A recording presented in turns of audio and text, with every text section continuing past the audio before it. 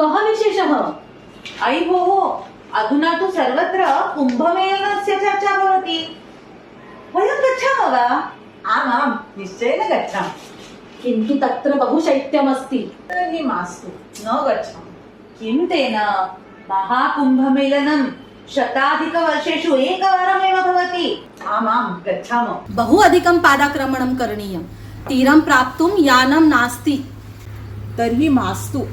कष्टेन विना कृष्णः न मिलति। आमां निश्चयेन गच्छामि। कुम्भमेलने जनाः लुप्ताः भवन्ति इति श्रुतं मया। बहु सम्मर्दः अस्ति तत्र। तर्हि मास्तु। सर्वेषां हस्ते दूरभाषः अस्ति किल? कथं कोऽपि लुप्तः भवति? अस्तु, गच्छामः। अधुना लोकयानस्य रेलयानस्य आरक्षणं न मिलति।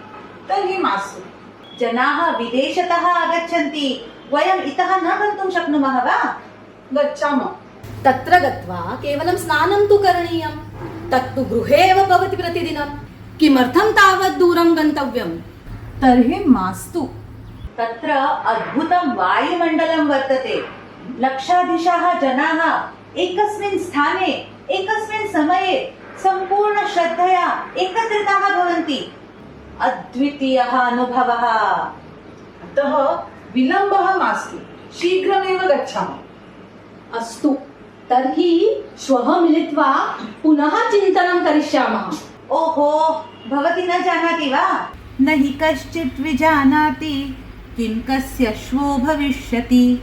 अतः श्वः करणीयानि कुर्यादद्यैव बुद्धिमान्।